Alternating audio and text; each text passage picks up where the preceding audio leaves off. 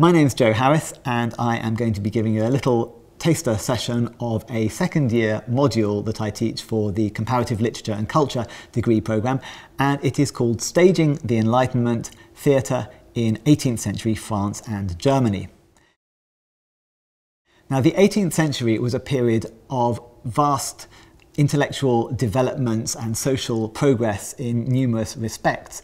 It's a period that we know often as the Enlightenment, and writers increasingly felt that they had a social vocation to spread certain virtues and ideals of tolerance, humanity, reason, nature, emotion, some of these things coming into conflict with each other, of course. And quite a lot of writers saw the theatre as a privileged mode to communicate their ideas to a large audience. And this is what we look at on this module. Now, what happens in the plays of this period is not only a process where we as an audience get ourselves enlightened, where light is shed on the injustices and intolerances of the society around us, but we also see this happening on a micro level within the works themselves, sometimes at least. We have characters who are, over the course of the plot, progressively enlightened. They become, they're made aware of issues surrounding them and possibly their own prejudices and intolerances themselves. And we're going to be looking at that here now with reference to a couple of comedies, one German and one French. Now, the German play is by Gotthold Ephraim Lessing, and it's called Die Juden, or The Jews. Now, as a title, this is a little bit surprising perhaps. It gives us the impression as a title that it's going to be satirizing Jewish people in one way or another. Traditionally, comedies often are given, are named after the butt of the humour, the object of critique. We have plays, for example, called The Learned Ladies, The Misanthrope, The Gambler, and all of these works are satirising the people who are named in the title. So the play invites us to assume that it's going to be criticising some Jewish people. In fact, Lessing is doing completely the opposite. It is a very politically motivated attack on anti-Semitism and a critique of the ways that anti-Semitism isn't just harmful to Jewish people, but actually can be harmful to other people as well. So in terms of the plot, it involves a baron, a provincial baron, who has been attacked by a pair of bearded ruffians or highwaymen. And he is saved at the last minute, just before the curtain rises, by a mysterious figure known only in the text as the Traveller. And we learn very little about the Traveller as an individual, but he clearly becomes, from the start, a figure of certain Enlightenment values. He is kind, considerate, friendly, tolerant, and speaks in the name of mutual respect and humanity. The Baron, likewise, is a generally positive figure. He is noble-minded, generally speaking, and very grateful to the Traveller, but he is somewhat blinkered in his outlook by his attitude towards the Jews as a community. He has it becomes clear that he has been rather misled by certain anti-Semitic ideas that were very prevalent in the period. The Baron is quick to leap to the assumption that his attackers, because they were bearded, as most Jewish men were at the time, were in fact Jewish. However, the Traveller tries his best to persuade him that this really isn't necessarily the case, and that even if they were Jewish attackers, that doesn't reflect badly on the Jewish community as a whole. The Baron, however, is not well disposed to listen to reason. And this leads to a point which we find in various plays in this module, which is that being in the right, being a figure of enlightenment, having reason on your side, don't in themselves actually help. When you're dealing with someone who is too entrenched in their bigotry and their own blinkered perspective on society, it's very difficult to talk sense into people. And we find the same idea in the French text that we'll talk about here. Charles Palissot's 1760 play Les Philosophes. Now, philosophe is hard to translate. It doesn't quite mean philosopher in this period, but it means a public intellectual figure. Now, Palissot's play is in many respects an anti-Enlightenment play, a satire on the sorts of figures that we associate with the Enlightenment a lot of the time, Voltaire, Diderot, Rousseau, and so forth.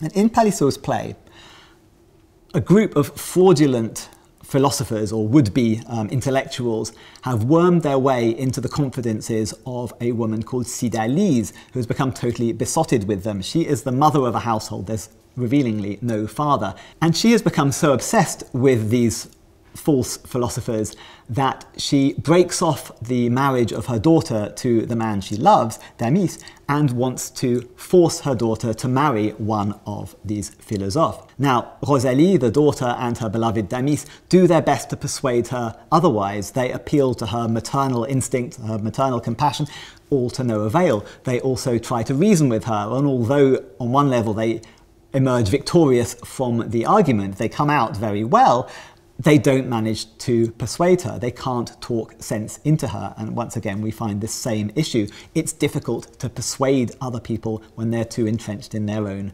beliefs. So what can they do if reason alone is not enough? Well, they find by chance a letter written by one of the philosophers in which he announces openly, brazenly, that he is only in it for the money. He does not want to marry Rosalie for himself, but simply in order to get her money.